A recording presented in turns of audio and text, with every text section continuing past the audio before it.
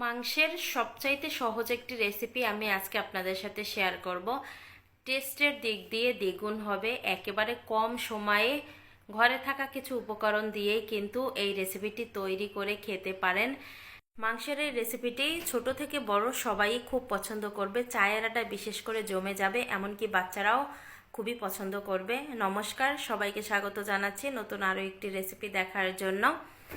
মনটা চাচ্ছিল কিছু খেতে, ফ্রিজে ছিল কাটা মাংস, সেই মাংসগুলো বের করে নিয়েছি যে এটা দিয়েই আজকে একটা রেসিপি তৈরি করে ফেলি আর সেটা আপনাদের সাথেও শেয়ার করি। মাংসটা ফ্রিজ থেকে বের করে তারপরে ধুয়ে জলটা ঝরিয়ে নিয়েছি, স্বাদ মতো লবণ, তারপরে দিয়েছি মরিচের গুঁড়া, এরপরে দিয়েছি আমি ধনিয়া গুঁড়া, আর এখানে আদা বাটা, রসুন বাটা আর জিরা বাটা এগুলো আমি দিয়ে দিলাম।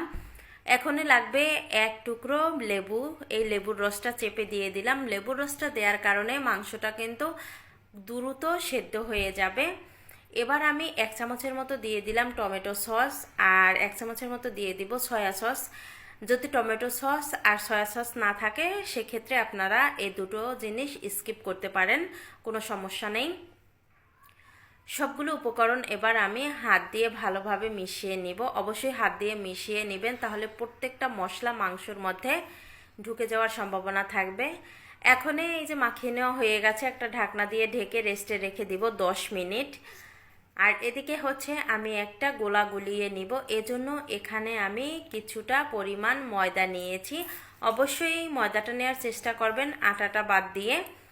এবার আমি দিয়ে দিব 2 চামচ কর্নফ্লাওয়ার, এটা অপশনাল। আর এখানে একটা কথা বলি, আমার ছেলেটা যে কোনো ভাজা পোড়া মচমচে খেতে পছন্দ করে, এজন্য আমি কর্নফ্লাওয়ার দিয়েছি। কর্নফ্লাওয়ার দিলে এই জিনিসটা অনেক মচমচে হবে। আপনারা চাইলে এটা স্কিপ করতে পারেন। তারপরে 1 চামচের মতো চাট মশলা দিয়েছি, সুন্দর একটা কালারের জন্য দিয়েছি কাশ্মীরি লঙ্কা গুঁড়ো, আর স্বাদ মতো একটু লবণ দিয়ে এই শুকনো উপকরণগুলো মিশিয়ে নিয়েছি। এবার আমি একটু জল দিয়ে দিলাম, 3 বার জল দিয়ে এই গোলাটা গুলিয়ে নিয়েছি। অল্প অল্প জল দিয়ে গুলিয়ে নেবেন। আমার এই যে ময়দার যে গোলাটা সেটা গোলানো হয়ে গেছে, এই দেখেন।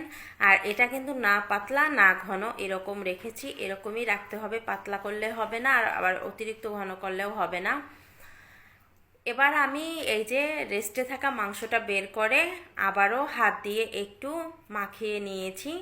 মাখিয়ে নেওয়ার পরে এখনই এই যে এই গোলাটার মধ্যে মিশিয়ে নিতে হবে। মিশিয়ে এবার আমি গরম তেলের মধ্যে ছেড়ে দিব। চুলা চলে আসলাম, তেলটা আগে থেকে গরম করে নিয়েছি। হালকা গরম করে নেবেন, হাই হিটে গরম করতে যাবেন না, তাহলে মাংস কিন্তু ভিতরে কাঁচা থেকে যাবে। এক এক করে আমি এই যে ব্যাটার মাখানো মাংসগুলো দিয়ে দিচ্ছি। আমি গ্যাসের ফ্লেমটা কিন্তু একেবারে লোর সাইডে একটু বেশিতে রেখেছি। মাংসগুলো দিয়ে আমি 4 মিনিটের মতো জাল করে নিয়েছি। 4 মিনিট পরে এখন এক এক করে মাংসগুলো আমি উল্টিয়ে দিব। এই মাংসগুলো আমার ভাজি হতে সময় লেগেছে প্রায় 10 মিনিট। আমি 10 মিনিট একেবারে লোর সাইডে একটু বেশিতে রেখে জাল করে নিয়েছি। এরপরে খুব সুন্দরভাবে কিন্তু মাংসগুলো ভাজি হয়ে গেছে। আর এখনই দেখেন সুন্দর একটা কালার চলে এসেছে। এখনই আমি তেল ছেঁকে এই মাংসগুলো নামিয়ে নিব, আর বাকি যেগুলো আছে সেগুলো আমি সেমভাবেই ভাজি করে নিব। এক এক করে আমি একটা প্লেটের উপর টিস্যু পেপার রেখে দিয়েছি, তার উপরে মাংসগুলো দিয়ে দিচ্ছি। আর এগুলোই আপনাদের সাথে শেয়ার করছি, বাকিগুলো পরে আমি ভেজে নিব। আমার ছেলেটা খাওয়ার জন্য পাগল হয়ে গেছে, তাই আপনাদের সাথে আগে এইটুকু পরিমাণ শেয়ার করে নিচ্ছি কতটা লোভনীয় হয়েছে। ভিডিওটা এখানেই এন্ড করলাম।